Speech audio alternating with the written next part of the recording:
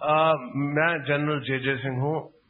آج سے 20 سال پہلے میں آپ کے گھر پہ تشریف لایا. میرا ٹروپس آپ کے گاؤں میں آپریشنز کر رہے تھے.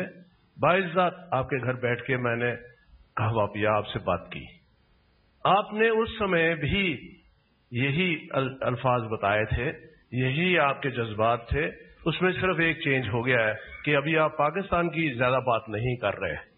تو آپ سمجھتے ہیں کہ شاید آپ کا فیوچر آزاد دیش کے حیثیت سے اچھا رہے گا. I don't mind your views, but I feel آپ نے ایک بار بھی ذکر نہیں کیا کہ کتنے بے قصور لوگ مارے گئے وہاں پہ. کتنی جسٹ 1 month ago 2 نوجوان لڑکیوں کو سوپور سے ہی آپ کے گاؤں کے بہت نزدیک ہے جگہ اٹھا کے لے گئے، دن دہاڑے ان کو شوٹ کر دیا. وہ کس نے کیا؟ اچھا، اور جو بھی میں کہہ رہا ہوں 20 سال پہلے تقریر میں دیتا تھا لوگوں کو. آپ کے گاؤں میں میں نے تقریر یہ دی تھی کہ آپ بتائیے کہ پہلے منتری کے بڑے بڑے گھر بنتے تھے، آج کل کس کے بڑے گھر بن رہے ہیں؟ کس کے بچے لندن یا بامبے یا دلی میں پڑھ رہے ہیں؟ آج سے 20 سال پہلے میں نے یہ تقریر دی اور آپ بتائیے اس کے بارے میں آپ نے بالکل ذکر نہیں کیا. میں نے خون بہایا ہے اپنے دیش کے لیے.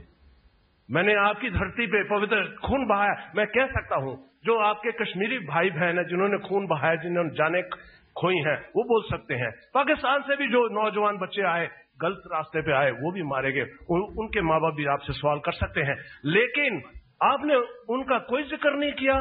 اگر ہم اللہ کو پیارا ہو گئے ہوتے تو ہمارے اوپر ایک جھنڈا پڑ جاتا اور کہیں تگمے مل جاتے، لیکن ہم اللہ نے ہی شاید ہمیں بچایا اور انہوں نے کہا اس کو مت ٹارگٹ کرو، اس کو اللہ بچا رہا ہے. تو کہنے کا یہ مطلب ہے آپ کے جو آپ کی نسیں ہیں، آپ کے بلڈ ویسلز ہیں، اس میں خون تو آپ ہی کی پوروجوں کا ہے نا. تو وہاں پہ اونتی پور میں، وہاں پہ مارتانڈ میں جو بڑے بڑے شیو ٹیمپل بنے، اتنے بڑے بڑے پتھر ہیں، 20-20 کلومیٹر پہ مندر ہیں، یہ کس نے پتھر آسمان سے گرے تھے کیا؟ تو آپ کے پوروجوں کو آپ ڈسون کر رہے ہو. آپ کیسے کہہ سکتے ہو کہ آپ الگ ہو؟ آپ ہندوستان کا ایک حصہ ہو، ہمیشہ رہے ہو. بدھزم بھی آئی، اشوکا کا راج آیا، موریہ چندر گپت موریہ کا راج آیا. Kashmir was very much part of this Hindustan. اور ہندو کش ماؤنٹین کا لمٹ ہے، سرحد ہے. ہندو کش نام ہم نے نہیں دیا. سو اتنا ہی کہنا چاہتا ہوں. آپ ذرا کہیے. یس پلیز.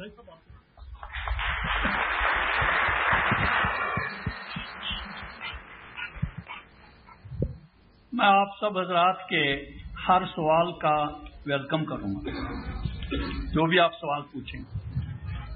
جہاں تک انوسینٹ کلنگز کا تعلق ہے، ہم نے ہر موقع پہ انوسینٹ کلنگز کی شدید الفاظ میں مذمت کی ہے. میں نے کتابیں لکھی ہیں.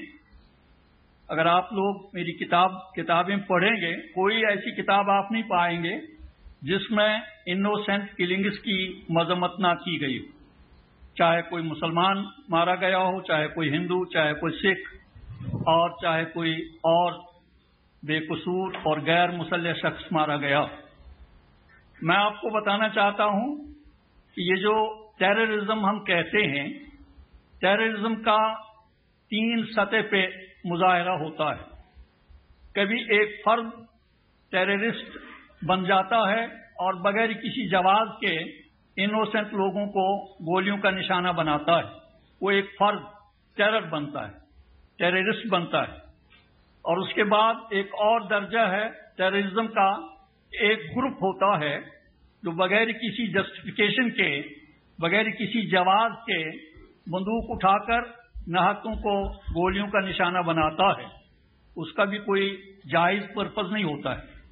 اور تیسرا ٹیررزم جو ہے وہ اسٹیٹ ٹیررزم ہوتا ہے، جو اسٹیٹ اپنی فوج، اپنی پولیس اور اپنے ذرائع اور وسائل کو استعمال کر کے آزادی اور جدوجہد اور اپنا پیدائشی اور بنیادی حق حاصل کرنے کے لیے آوازیں اٹھاتے ہیں. ان کو اسٹیٹ ٹیررزم کی بنیاد پہ دبایا جاتا ہے، زہر کیا جاتا ہے، ان کا خون بہایا جاتا ہے، ان کی عزتیں اور عصمتیں لوٹی جاتی ہیں. اور یہ تینوں قسم کے ٹیررزم جو ہیں آج ساری دنیا میں پھیلے ہوئے ہیں. اور ہم ہر ایک قسم کے ٹیررزم کی شدید الفاظ میں مذمت کرتے ہیں. ہم نے کتابوں میں لکھا ہے, اپنی تقریروں میں کہتے ہیں, اور ہر جگہ جہاں کہیں بھی ہم جاتے ہیں لوگوں کے پاس وہاں ہم ہر قسم کے ٹیررزم کی مخالفت کرتے ہیں.